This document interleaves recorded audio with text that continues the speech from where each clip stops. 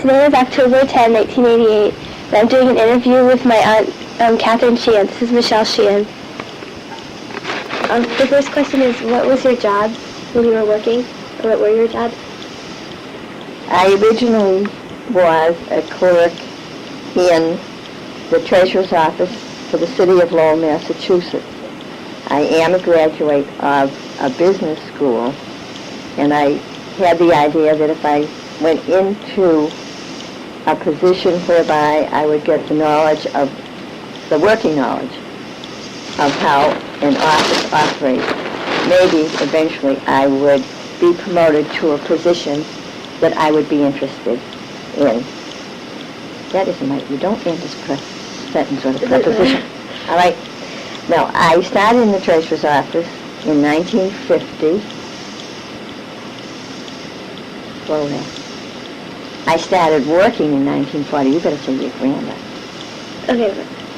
And at that time, I worked for a finance company. I was very much interested in doing work that would pertain to figures. I worked in the finance company for 8 years and then decided to take a position with the City of Lowell in the Treasurer's Office. I was employed there originally going to work as a junior clerk and was promoted through the years to the position of a principal clerk, which is 3 steps above where I had started. While working in the Treasurer's Office, I was a clerk under a man who was eventually to become a city manager. At the time of his appointment to this election to the post of city manager, the gentleman asked me if I would be interested in becoming his executive secretary. Having graduated from a business school and having been trained to be a secretary, I accepted the position. I was in that position for 4 years. At the time of the manager's retirement, I had been dedicated to his ideas and his purposes, and so I felt I could not work under the gentleman who would be replacing him. And at that time, I accepted a position as executive secretary to the Lowell Retirement Board. The Lowell Retirement Board consisted of 3 men who would oversee the interest of the employees and the city in the distribution of retirement funds. I am referring to the money deducted from employees of the City of Lowell, from the wages of the employees of the City of Lowell, toward their eventual retirement allowance. This money, in turn, was invested in various stocks and bonds to earn income so the portfolio would expand. My most interesting part of that position was being involved not in the determination of what would be invested or where it would be invested, but the managing of the income that would be derived from that income. I think I repeated myself. As secretary to the Lowell Retirement Board, I would interview employees who would be reaching the age of retirement and informing them of the benefits and their rights. If there was an indecision on an employee's part, we were not allowed to advise them. There's a big difference between informing and advising.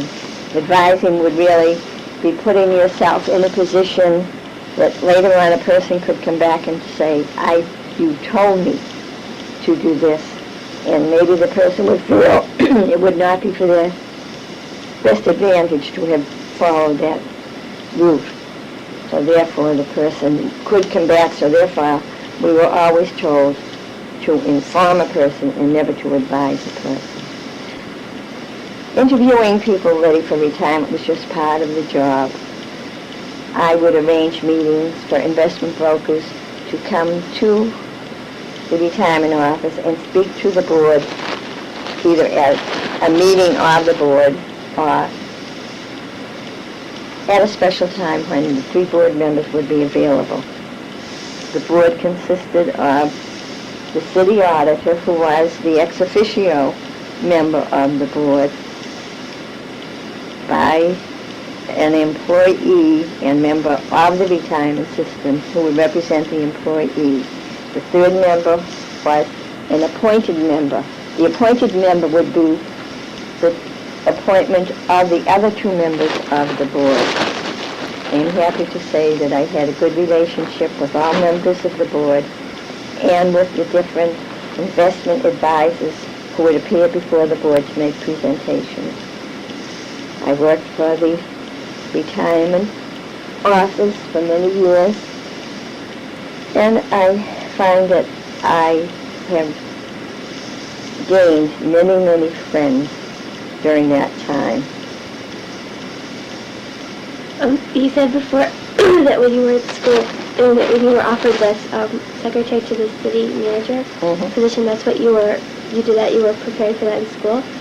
Is that what were you thinking of becoming when you were going to this business school? Were those your plans all along to work for the government?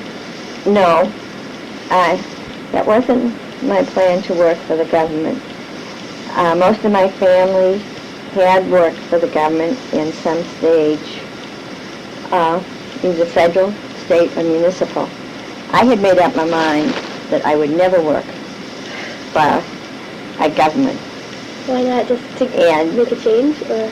No, I thought that there'd be more advantages not working for the government. The personal circumstances made it that I chose that I would go along. I can put this on tape. The idea was that my mother and father were getting quite elderly. And when I originally took the position from the finance company, where I really enjoyed, to the city of Lowell, was the fact that my father had retired. Neither my father or mother were in good health. And when I accepted the position, we worked from 9 to 5 with an hour and a half for lunch. That would enable me to go home and prepare lunch for my mother and father, be sure they were all right, and then go back to work. That plan did not work. A year after I went to work for the city of Lowell, the hours were changed, 9 to 5, with an hour for lunch, and therefore I did not have the time to go home and prepare the lunch. My sister was working in Boston at the time. After I accepted the position with the city of Lowell, my sister was transferred to Lowell, and therefore she could have helped out, but I did not know that at the time. I was very happy working for the city, but especially happy working in the city manager's office, where more or less, and in the retirement office, where more or less I was my own boss. Those cases, I did report to my superior. But as far as being under pressure at any time, there was no pressure. I really got along with both of them. If you want to go back to the city manager's office, the city manager's office was very interesting. That was back in the 1960s, and there was no federal money or state money available for any improvement projects. That came in the 1970s, and I transferred from the manager's office to the retirement office in 1970. Prior to that, you had very little money other than what was generated through taxes. You had no grants. The only grant that they did have was a model city grant, whereby they would take a section of a city and renovate it through federal funds. City of Lowell applied for that grant. Many cities throughout the country, there was X number of dollars to be distributed through the country, through different cities. And we worked very hard on that, doing research, projecting what you would do with the money, how you'd renovate the city, how it would be rehabilitated. And the City of Lowell was granted a model city, model cities funding.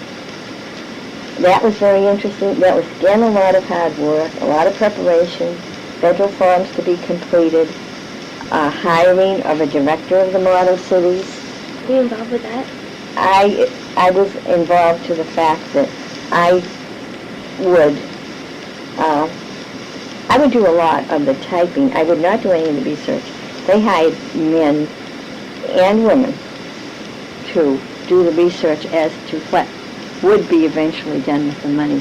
It was all conjecture, and it seemed to me that a lot of the ideas to me were very far-fetched.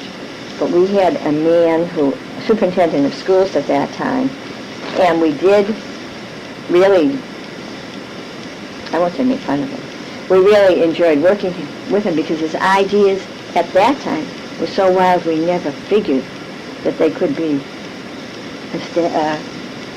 it could be done. And it turned out he was right.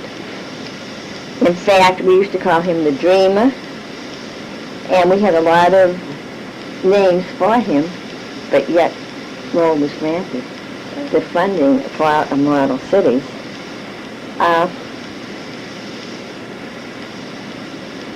There were many conferences out of state, and in New York, Washington. Once the director had been appointed, he would attend all these meetings. He would bring some of his staff with him. The man had graduated with a degree in city planning, so therefore he was well qualified to know what avenues to pursue to take advantage and make the most of the funding that was going to be received. I did go to New York once representing the city manager for a meeting, and I enjoyed that. That was only a day trip. In fact, I went over with the Dreamer to New York, and I enjoyed that. That was, the city manager worked under the city council. The city of Lowell, it has a planning form of government, and there are 9 representatives to the city council. They're representative lodge. They're not from a district. It's not a district representation. City manager serves at the pleasure of the city council, and he is responsible naturally to the citizens of Lowell, but to the city council. And the city council in Lowell meets every week. The nights that they would meet would be a 7 o'clock meeting. Those nights I would work right through till the end of the meeting, which sometimes would be 11 or 12 o'clock. But I felt free to take time off during the day when it wouldn't be busy to make up, compensate for that time. It was not, when I worked in the city manager's office, it was not a 9-to-5 job. Was it unusual that you had so much power to work with your own schedule? And like you said, you pretty much weren't under that much pressure directly from the city manager? Or was that pretty unusual? No, that was not unusual. I had to be available when he would be having meetings to take the notes of the meeting, the minutes of, not minutes in that case, because he would just be meeting with officials who had ideas of what they could do for the city. But other than that, and I would be available for if he had dictation, if it happened to be after 5 o'clock, if he had been to a meeting, he had dictation he would like to give, I would be available to take it at that time. When I say executive secretary, I had the title of executive secretary there, but there was only one other girl in the office with me, and she served as the receptionist and would do, menial reports, I'll put it that way. But any big reports, I do it myself. The office was exceptionally busy during the Model Cities time and getting that project off the ground.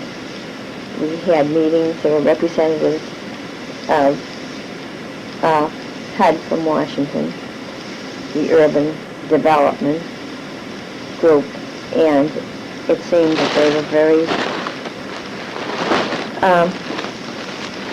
not concerned. I don't want to use that word because it wasn't that they were afraid that something was going to go wrong. It was their job to just be on top of everything, and that therefore they would be in discussing how far we had gone on a certain phase. This whole Model Cities, it wasn't just one lump sum. You would get so much money and you would have to spend it in a certain way, and they would come in to be sure that you had conformed with the rules and regulations of the Housing and Urban Development grant. I rambled there. You'll have to straighten this out. So when you were the only two women working in the office, you and the receptionist? That's right. Now at that time, we didn't have any federal grants, what have you. And no, it was not in the revitalization like it is now. But right now they have a city manager, 4 assistant city managers, and 5 clerks in the office. And that's in the span of 20 years. Offhand, they don't need it. But I enjoyed my work there. But I had no idea if the new manager who was coming in would even have considered me, because he would have his own people who would be loyal to him who would be coming in. City manager retired. He had his years of service and the age. So he decided to retire. Did you think it was bad that you had to be dependent on the city manager to work in the office still? That you couldn't have kept going on there? Or now that would be politics. So you thought that was just... And I could never be, as I say, I was loyal to this person, and I didn't figure that I should, as I say, I know I wouldn't have been offered the job as his assistant, because I would have different ideas entirely. Then I had worked for the city manager I worked for, had been the city treasurer, and I had worked for years for him, and that's how we became acquainted. He knew what my abilities were, and that's why he took me along as the secretary. In fact, I'll tell you, I didn't believe he wanted me as the secretary. I thought he wanted me for his receptionist up there. I had no idea he wanted me. And I said, when he offered me the job, I said, I could never take... You wouldn't have wanted to be receptionist? No, because I was making good money for those days, where I was. And I have no doubt in my mind that if I had stayed where I was, he eventually would have appointed me treasurer. In fact... Actual treasurer? I have no doubt. But, in fact, right now, a lot of people think I was the city treasurer. The woman just died. But as I say, I have no doubt he would have gone along and appointed me treasurer. In fact, I was offered the job when he must have had some idea he was going to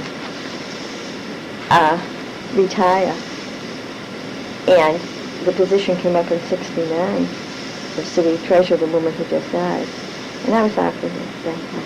But you didn't take it? No. I had no desire. I didn't, maybe I am lazy, apprehensive.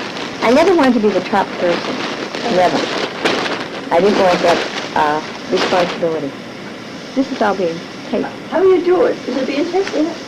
No, that's right. It's for her own benefit. She's going to write it out. It's not. I'm not going to play this one. Just play it out. No, that's all right. But you would have thought you could have done it. There's no doubt I could have done it, but I didn't You want still it. would. No, I was offered the city treasurer. So there was no, but I had no desire to become. In fact, I was perfectly content being in the background. I was known as the most non-political person that was ever in the manager's office. I respected the position that all the people held, and I was commended for the way I handled myself in talking to the people who had other views than the city manager. And even if I didn't agree with a person, and maybe at one time or other he had done something that I thought was wrong, I still respected his position, and as such, I think I got along with everybody. So, most of the time you weren't the main person, like you said, you got sent to New York, representing. Yes, that was just because he couldn't not make it that day. And I really didn't have to do anything at that meeting. It was the idea that the city manager should have been represented. At that time, there was a full complement working on this grant.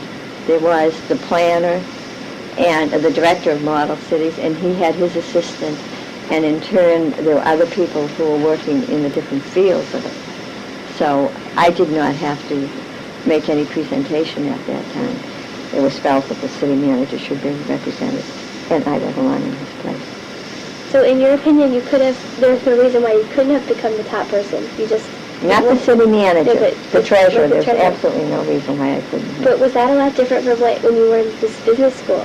Was that a lot different from the opinions then? Were most people just preparing to be secretaries, or... In that business school, most of them were just preparing to be secretary. It was a secretarial course.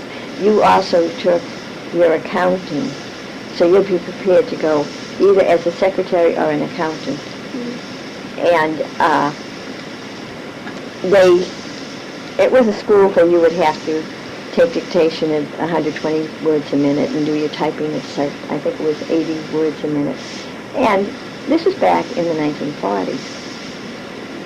And there were no such things as calculators, if they were big clunky things, or computers or what have you. And everything was drilled into your brain on how to do things. I never liked dictation of the secretarial school. I preferred to concentrate on figures and things along that line.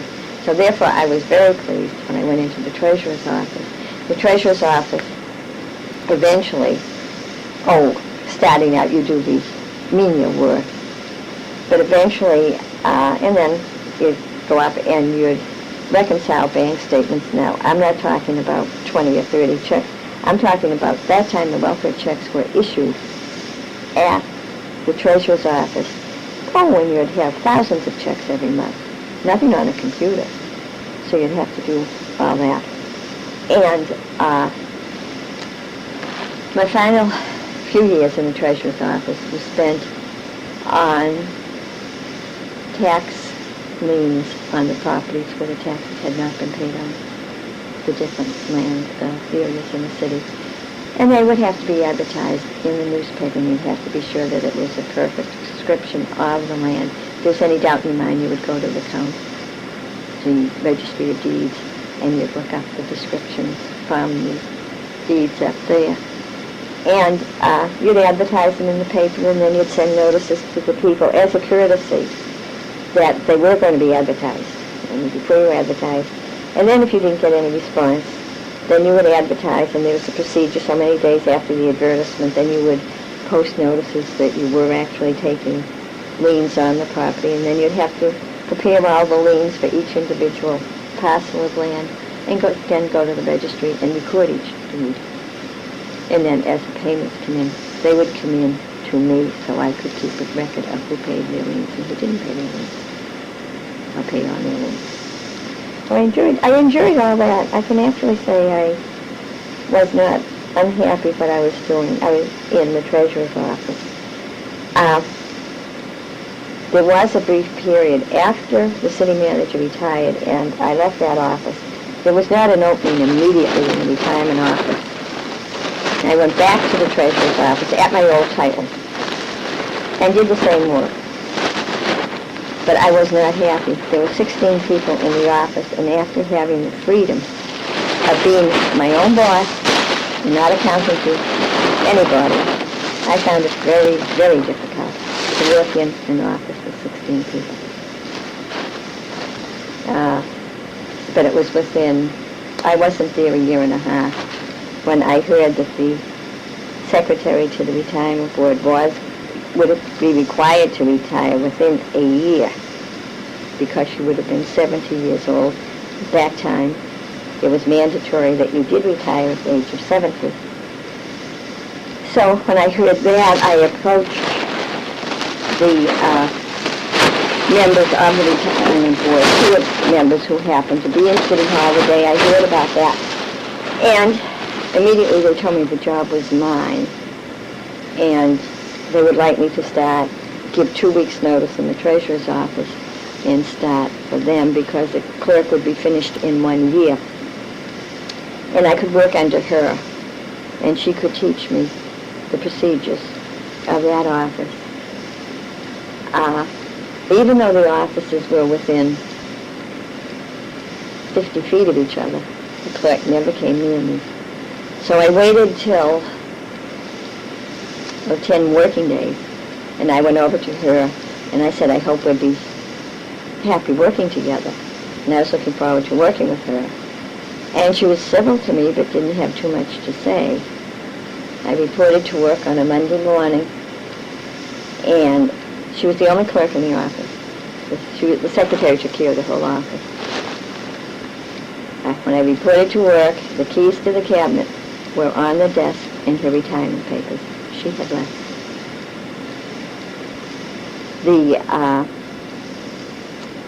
It was difficult the first year, really difficult, because I had never done retirement work. I will say my one thing was that from being in the treasurer's office and then the manager's office, I knew quite a few of the city employees. I felt free with them. If somebody came in to retire, I'd say, who was the last person in your office that retired? We would be mostly firefighters or policemen. And I'd say to them, who was the last firefighter to retire? And the person would tell me that name. And then I'd go to the file and pull out that. And they all knew I was new, but they knew who I was, and I had worked for a long time for the city. They were all very understanding. You had a lot of faith in you that you could do it even though you hadn't had experience? I knew the two people who hired me.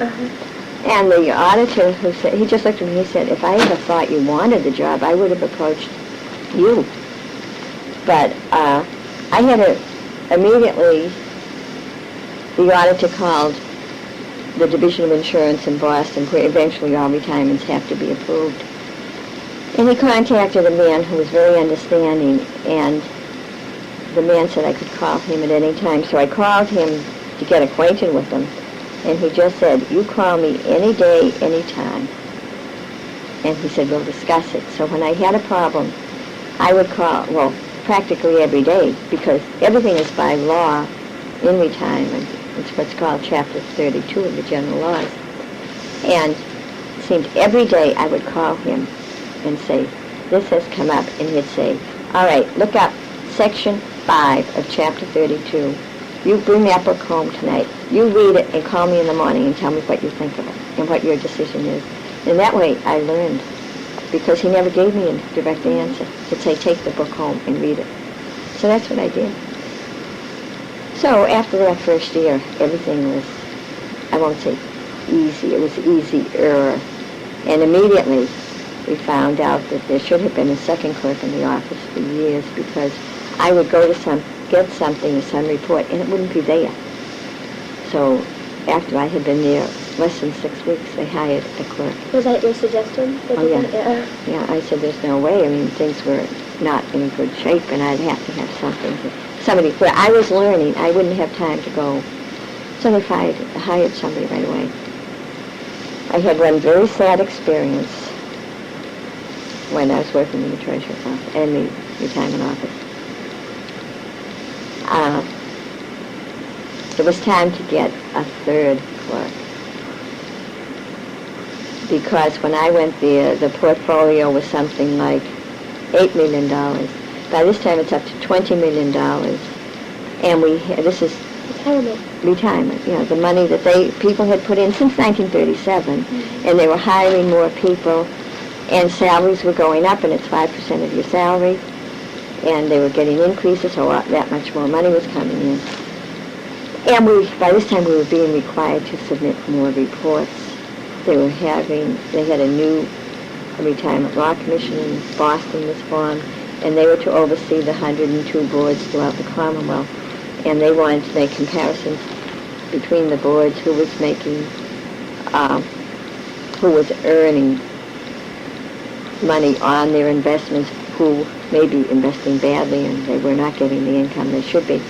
So they were requiring actuarial reports of all the retirement systems. There's no way I could do it. So we hired a third clerk. I had the pleasure of working with her. She was conscientious, neat. She was a person, I had a clerk and she took my job. She was appointed to my job. Come day, go day.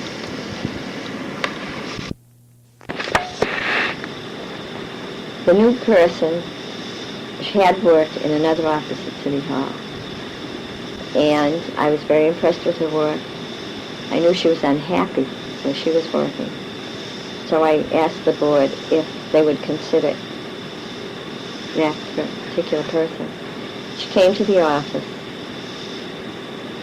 and was granted an interview and was hired.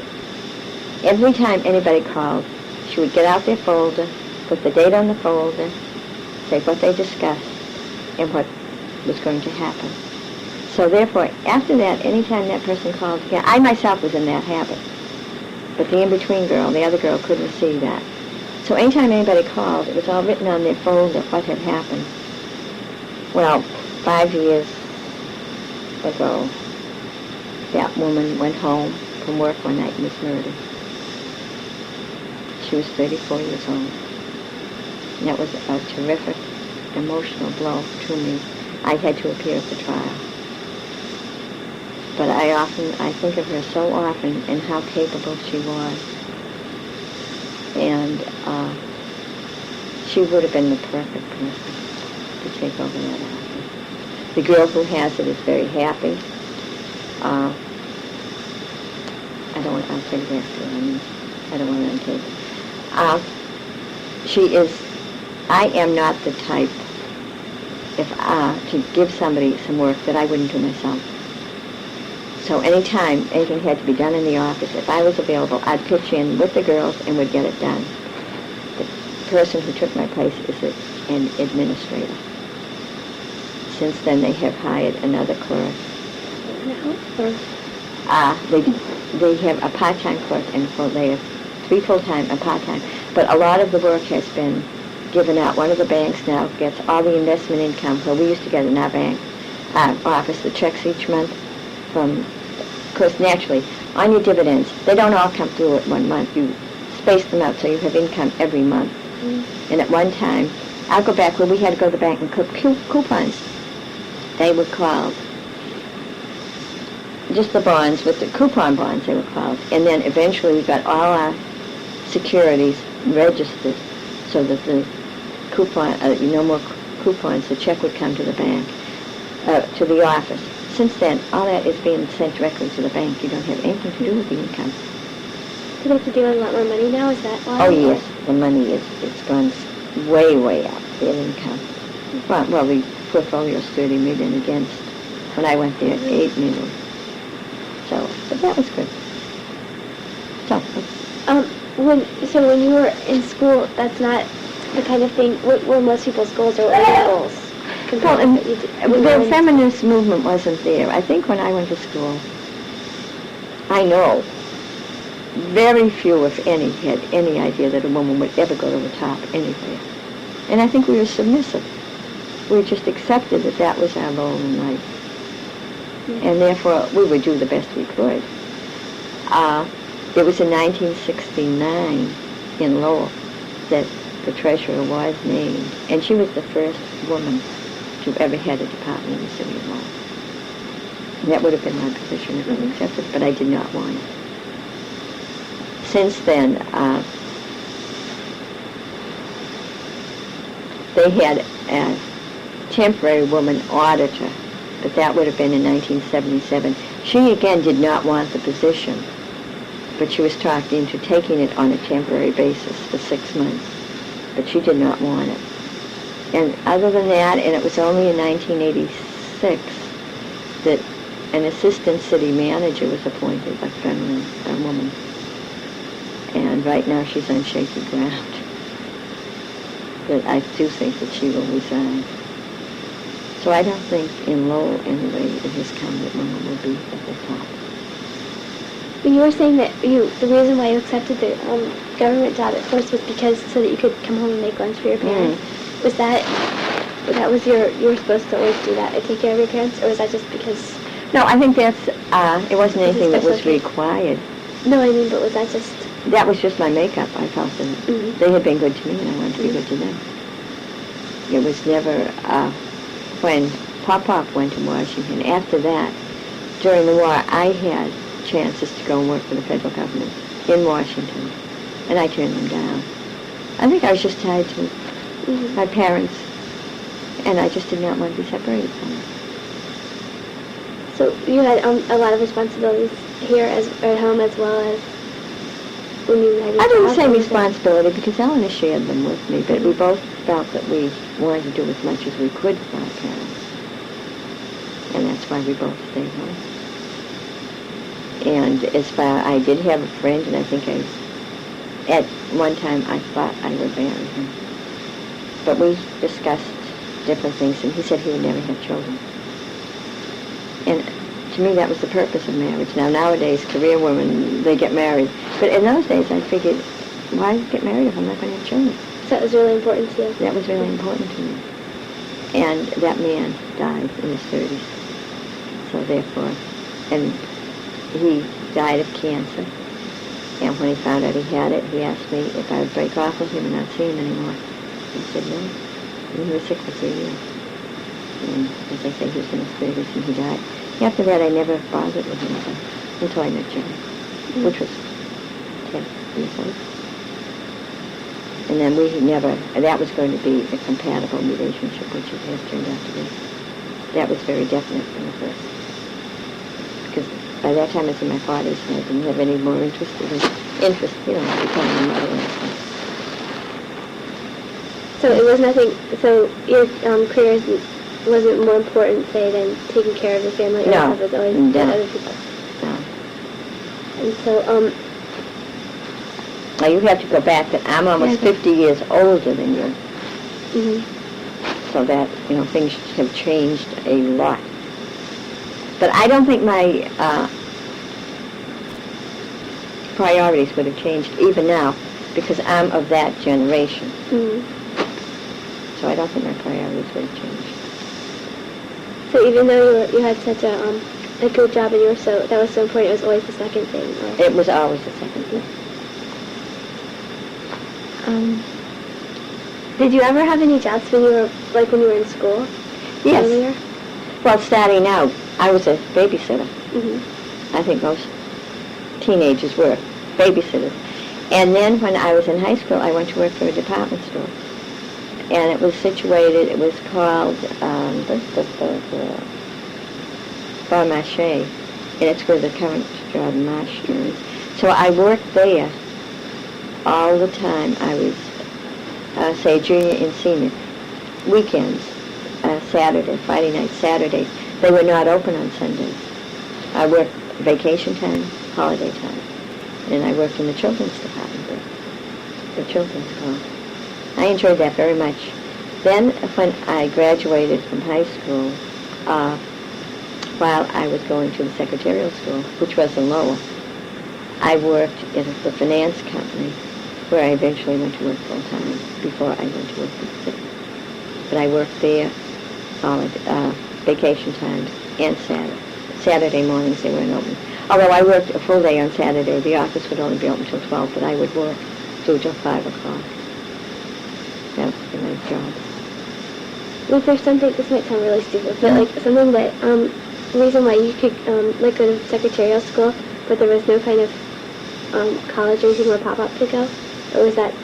For Pop-Up, we couldn't afford it. My father So it didn't was a feel. big financial difference between secretarial school and college? Mm-hmm. And by that time, Eleanor was working. Eleanor was supporting the house, even though my father was a letter carrier. It was Eleanor who was kicking in a lot of her salary, so that I could go to secretarial school. Now, secretarial school was not like your college.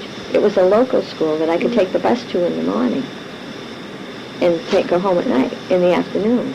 It was almost like going back to high school again, but it was a secretarial school.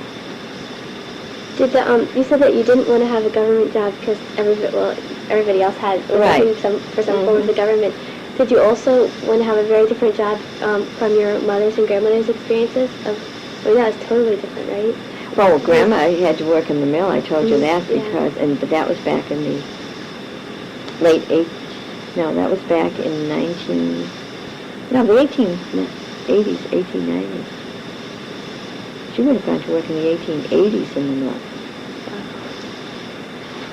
And then my mother, she stopped working, as most people did, when she got married. But she did work in an office, and that was because that she was capable of doing it. And a friend of hers knew she was capable and approached the owners of the building, of the business, and asked if she could be considered, and they interviewed her, and she was capable of doing it, so she did work at Father John's Hair. So you wanted to kind of work in a little bit the thing you said you wanted to work with numbers. I did, so I went to work for the finance company, and I loved that work. I think what discouraged, and there were maybe several things. In the finance company, private industry was very, very cold. And I had worked for a man who had been with the finance company for 23 years. And to my knowledge, he was still doing a good job. And then one day, one of the superiors came in and told him he was finished that night, and that was it. And I thought that was a very cold way. And I had already taken, I think I could see it coming, and I had already taken civil service examination. And I had refused it, any exam that came up. And I refused any position that was offered to me. And then when that happened, it was within a year that I was appointed to the city treasurer's office. I will say that a man stopped me on the street. That time, the newspapers couldn't have had too much to publish, because every time a civil service list would come out, they would publish it. And should I say, it was more or less expected that we would be on the top of the list, or one of the top. Eleanor was, and I was. And it was because, I think, of our association, because it could be because of my father, but our association with the Donahues, we were first cousins. And at high school, they have 5 top honors. They call them, well, they have the valedictorian, the salutatorian, and then 5 Connie Medal scholars. There were 7 children in the Donahue family, and either 3 or 4 of them were Connie Medal scholars. So I think that I met a man one day, and he said, well, you're living up to the family tradition. And it was because the name was in the paper. I don't want to sound boastful, but I mean, it was more or less expected of us that we would be. And I think it's the same way. I think your father, you're right up there on the top echelon. But I think that, as I say, I always wanted to work with figures. My mother, she was a great mathematician, even though she said she didn't have the education. But she could retain anything, and she could figure out in her head. Baseball scores. Yeah, and my father, the same way. I mean, he'd get a little disgusted with me because I didn't use my brain maybe to the fullest. Because he'd have, and I don't like these quizzes. You know, a man can do so many strokes and all this, and he would love to do those things. How many, one man could do it in this time. How many part-time workers would it take to get the same job accomplished?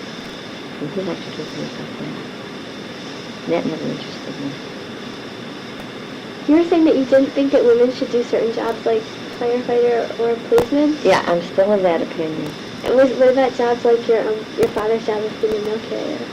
If the person is capable, I don't think that there is the risk of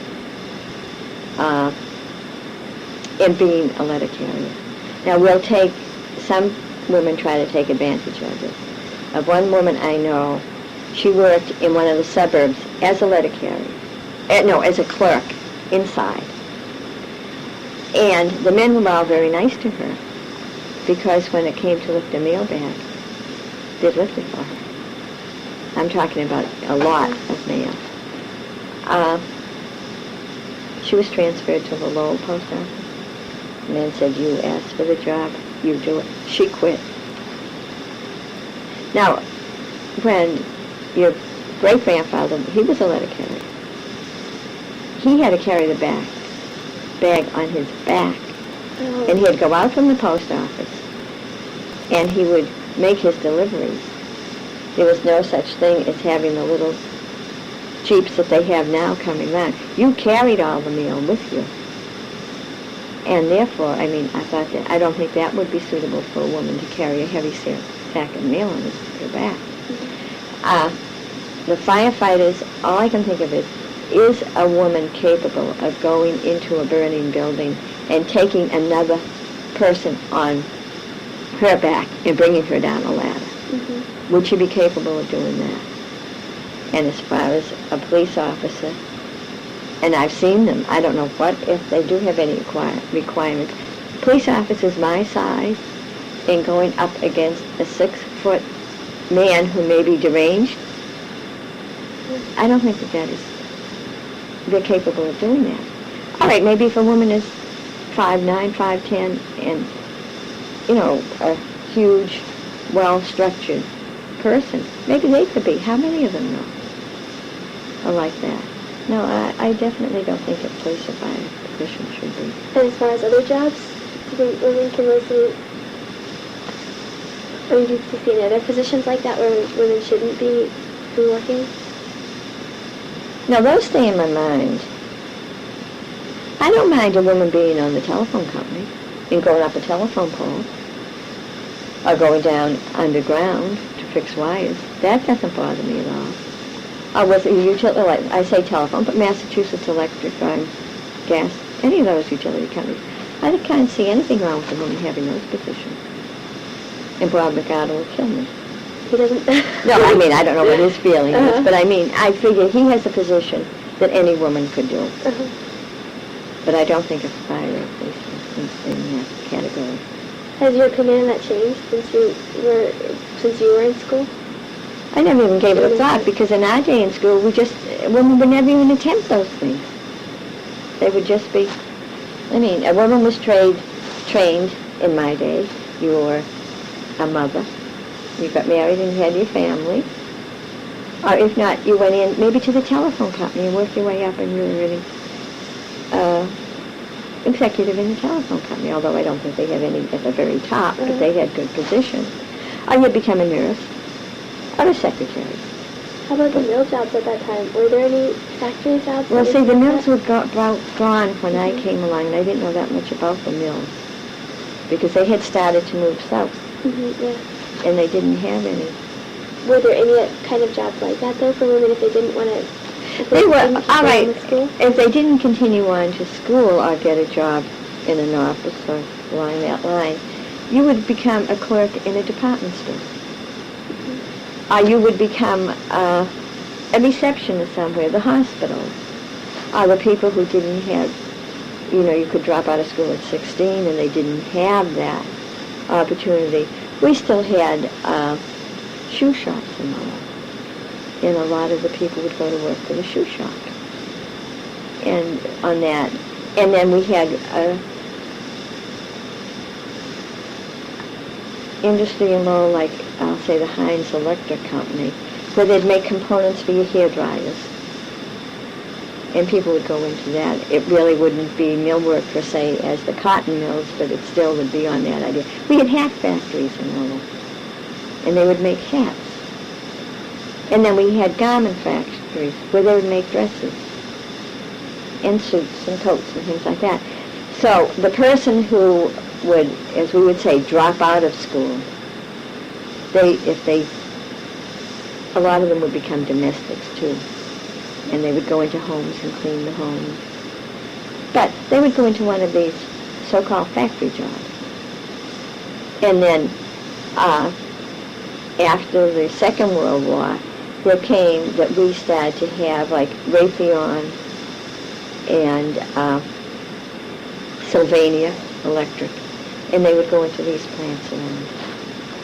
Did not many people go to college? Or was your They were quite a few. A lot of people did go to college. We had in Lowell, we had what was called the Lowell Normal School that I pointed out to you, where you'd get your teaching degree up there, and a lot of people would go there. There wouldn't be too many that would go out of town in our economic group, but they would go to the Lowell Normal School, which was strictly a daily school. There were no residents there, and that they would get their degree. And then to get a teaching job, not necessarily would they be able to teach in Lowell. They would go out of town and get their training.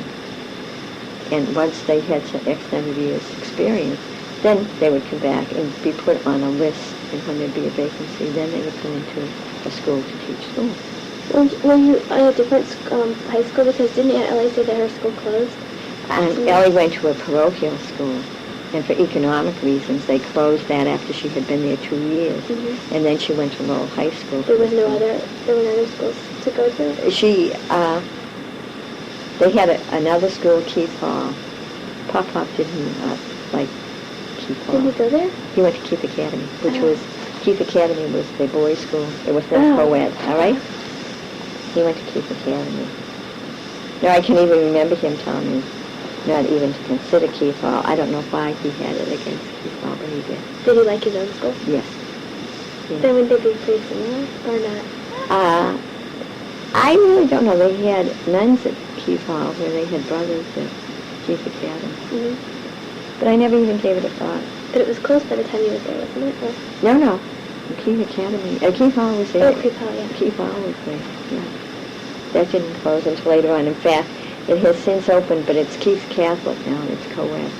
Not in the same buildings, in another building. Which school did you go to? I went to Lowell High School. But I was always a private person, should I say. I never joined any organizations, any clubs after school. I had no desire to. I had my own circle of friends from the parochial school that I attended, Sacred Heart. And none of us joined. I guess we were antisocial, but we all got along among ourselves, and we just kept that way. They did have very active, they had different societies and clubs at the high school that you could have joined. But we just never saw fit to do it. I don't know what else I should ask. Can you stop right now? Sure. Well, you don't want me to... All right, I'll start. I went to work for the finance company in 1943. I left there in August of 1950.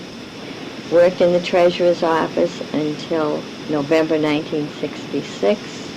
Went to the city manager's office as executive secretary until August of 1970. I returned to the treasurer's office in September of 1970 and worked there until February 1972.